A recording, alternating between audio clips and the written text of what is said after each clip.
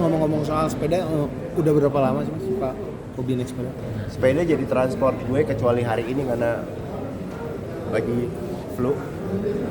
Itu dari tahun 2009 sampai hari ini masih naik sepeda dan jadiin transport ya, bukan untuk olahraga ya. Aku jadiin transport supaya ada motivasi. Jujur gue nggak suka olahraga sih, tapi gue sukanya bergerak. Nah, bergerak itu dengan sepeda lebih nyaman di Jakarta dan sekitarnya. Transport itu dalam artian dari rumah ke kantor atau ke studio band atau gimana sih? Semua event yang di saat gue harus ngamen ataupun kegiatan film syuting, beberapa teman-teman pasti pernah ketemu sama aku dan untuk kegiatan film mau ke lokasi, misalnya lokasi sekitar Jakarta nggak keluar daerah ya aku naik sepeda. Dan itu sering ketemu kok sama teman-teman yang ada di produksi film. Lu gila, lu ngapain naik sepeda? Ya emang enak naik sepeda daripada gue macet-macetan. Callingan lu jam 7 pagi terus barengan sama orang kerja, capek gue bangunnya. Ini naik sepeda jalan-jalan jam 6 nyampe sana jam 7 udah nyampe. Tapi pola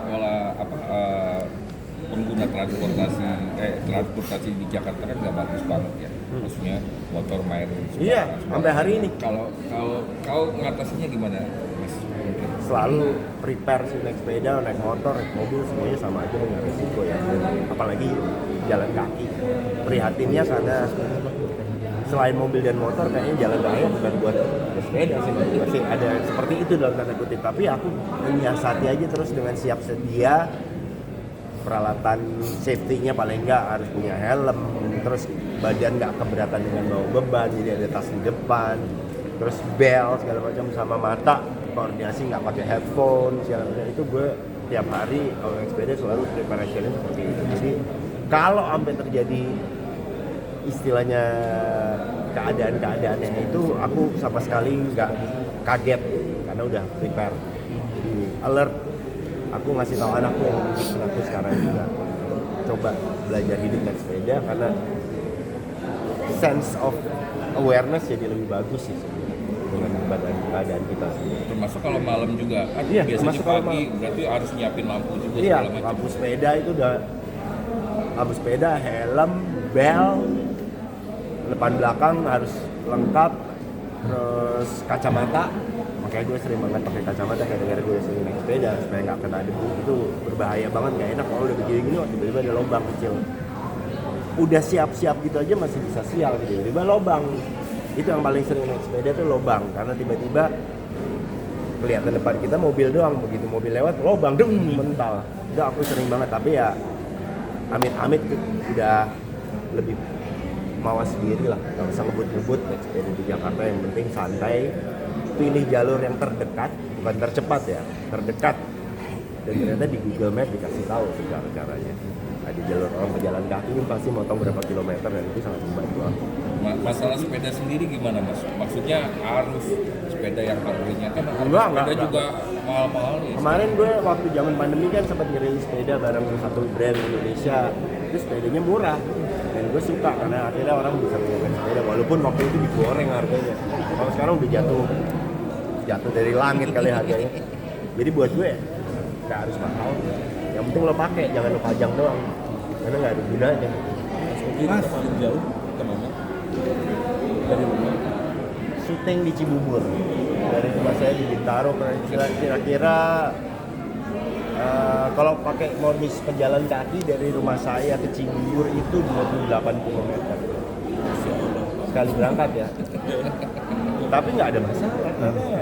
Berarti PP hampir 50. Iya.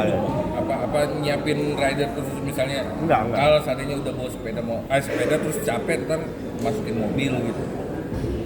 Sampai hari ini sih belum pernah, kecuali hujan deras. Nah itu gue nggak mau nekat karena wong tua ya. Dalam tanda kutip, daripada macam-macam mendingan gue bawa sendiri, nggak usah ngoyo.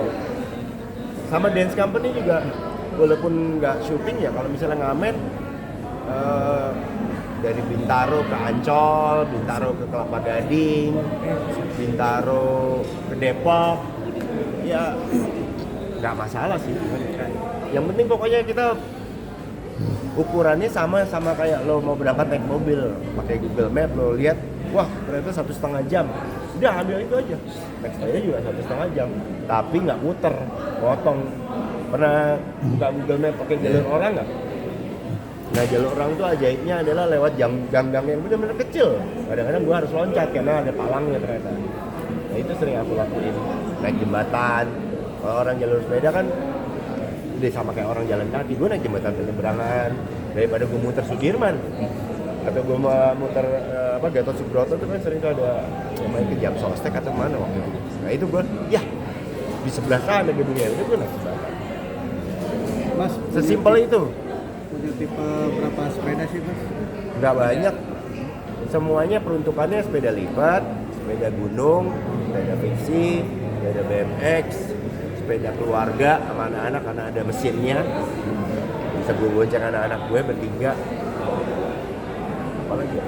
Sepeda XC, cross country ada.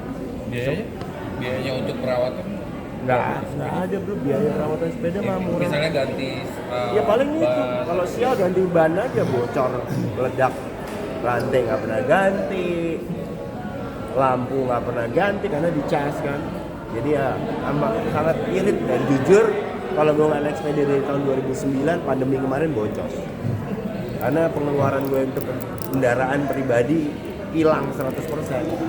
Jadi itulah salah satu blessing in disguise ya. Yang kita juga anjir gue untuk punya tabungan gara-gara gue nggak pernah bayar STNK lagi, nggak pernah ganti oli lagi, itu pasti sangat membantu. Apalagi gue anak band doang sampai hari ini. Mas tapi udah pernah nyobain downhill? Turun? Ya, tapi ya, bukan buat gue, itu kan olahraga, bukan transport. Oh kirain. Kecuali gue tinggalnya di gunung, nah itu jadi tuh transportasi gue. Tapi bisa apa ketika mau mungkin syuting kayak kemarin syuting film ini Iya. terus di daerah itu selalu bawa sepeda gitu. Iya, bawa sepeda. Karena kita ada break, ya aku ya teman-teman yang barengan produksi biasanya udah tahu pasti nunggu sepedaan ya. Nah, seneng soalnya gue bisa explore daerah dengan santai, nggak perlu. Kalau naik motor kan ngebut, kadang-kadang kelewatan tukang mie ayam ngumpat. Itu buat gue penting bro. Mas, di antara sepeda yang tadi Mas sebut, mungkin ada historisnya yang mana Mas? Paling lama itu. Jadi aku tuh sebenarnya pengen punya sepeda ini udah lama, tapi karena budgetnya belum ada, akhirnya datang ke toko itu. Pak, gue pengen beli sepeda, tapi bukan yang ini, karena budgetnya belum cukup. Minta warna hijau. Ya, di nggak ada warna hijau, adanya yang ini. Aduh, itu kemahalan buat gue punya budgetnya masih gini. Ya udah ntar seminggu deh, gue coba cari yang punya toko itu. Datang, minggu kemudian dia nelpon, ini udah ada nih barangnya. Warna hijau asik, gue berangkat ke sana, gue bayar. Loh, kok bukan yang ini, malah yang mahal. Enggak nih, ada tangan aja.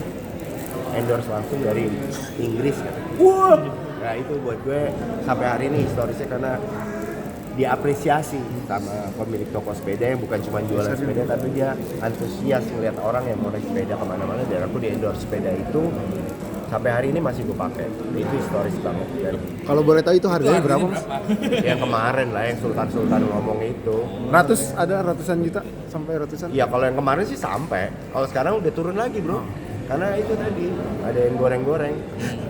Yang penting pokoknya sepeda itu sampai hari ini masih menjadi sebuah sepeda andalan gue karena memang durabilitasnya kuat banget, terus juga nggak pernah rewel di mana-mana, gampang banget ngerawatnya, jadi ya udah.